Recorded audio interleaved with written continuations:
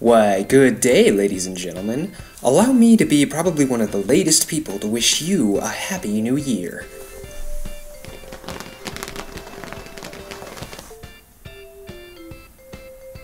You know, the new year is really a special time. It's almost like a ritual. It's a time for us to renew ourselves, try something different, make some changes. This is the year you tell yourself that you're finally going to ask that person out, save more money and be rich, have the courage to make fun of our CEO in my videos.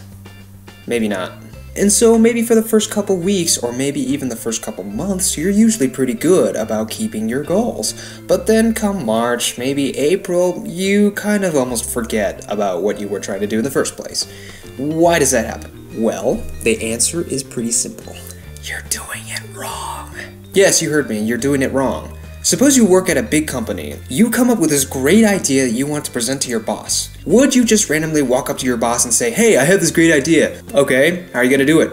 "I don't know." That's basically what most people do with their New Year's resolutions. In much the same way you would approach presenting a new idea to your boss at work, you should approach your own goals in your personal life. So, what steps do you need to take in order to be successful? To begin with, you need to set your goal. And believe it or not, this is actually where most people fail. "Well, I didn't fail, my goal's to be healthier." Well, there's your problem right there. Your goal's too vague. You can't quantify that. What does it mean to be healthier? You want to get rid of any ambiguity when you set your goal. That way, you can't make excuses for yourself. "Oh, my goal is to be healthier, but I really don't want to wake up right now. Yesterday I had a salad, so that's pretty healthy, right? I only ate out like 10 times this week. That's better than 13, which is my usual. I'll skip working out this morning." Stuff like that. The second thing you're gonna have to think about is, what bad habits do you have? Let's say for a second that my goal is to lose 10 pounds by next month. I like to hit snooze in the morning when I wake up. And me being a student, the morning is the only time I have to go to the gym. So if I don't go to the gym in the morning, I don't go to the gym. Then there you go. You need to figure out what your bad habits are and which habits will get in the way of you achieving your goals, which will then lead us to...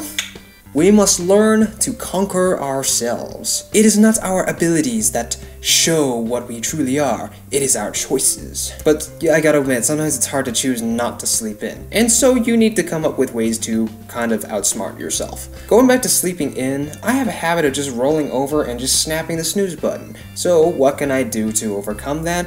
I can put the alarm clock on the other side of the room. Now, I'm not a deep enough sleeper, and so that method would actually work on me. If it wouldn't work on someone else, you might have to come up with something a little bit more elaborate. But the point is, you can come up with ways to deal with yourself. It's really not that hard. You just need to sit down and think about it. Once you've overcome yourself, the next step is to set a schedule and fill out your calendar. Now, this is probably a little bit more traditional than some people are used to, but I'm serious. Having a set schedule really helps a lot. Going back to what I mentioned in thing number 1, if your schedule is ambiguous, it opens up opportunities for you to create excuses for yourself. "Oh, it's after work, I'm so tired, I need to cook dinner, I got to take care of the kids." Or if you don't have kids, "I've got to do some homework. I just don't want to go to the gym today, okay?" You know, this wouldn't have happened if you would specifically set aside time to go to the gym. And finally, you need to reflect often. This is something that people have gotten especially bad at with the advent of mobile technology. It used to be that back then, when you were idle or didn't have anything to do, you would kind of space out and think in your own little world. So people were able to reflect on themselves, they were able to think about what they were doing, why they were doing it, they were able to come up with creative ideas, they were able to reflect. No one does that anymore. It's all Twitter or Instagram or Angry Birds, okay? And so try this out for a little while, and then reflect on it. How did you do? Did you overcome your habits? Did you discover new habits that you didn't realize you had before? What things can you do differently? And what will you do going forward to make sure that you achieve your goals? So let's really quickly recap what we went over. A lot of people make New Year's resolutions, but they are empty goals without plans. Step number 1, you need to set your goal, and you need to make sure it's not ambiguous. The easiest way to do this is to make sure it's quantifiable. Instead of be healthier, let's make it lose 10 pounds in a month. After you've created your goal, you need to know yourself, okay? You need to figure out what your bad habits are and how your bad habits are going to prevent you from achieving the goals that you set in number 1.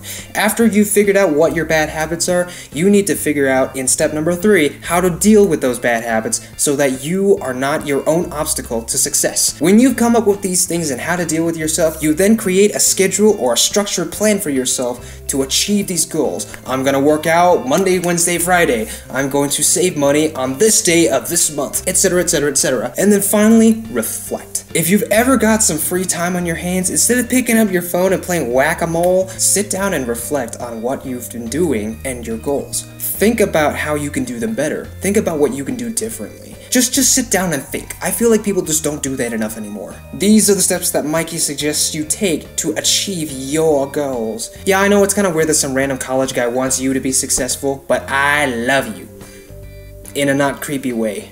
I want you to be successful, particularly when it comes to managing your money with us, the credit union. Perhaps you can even make it a goal to come in and schedule a financial consultation with one of our great advisors. Give us a call today.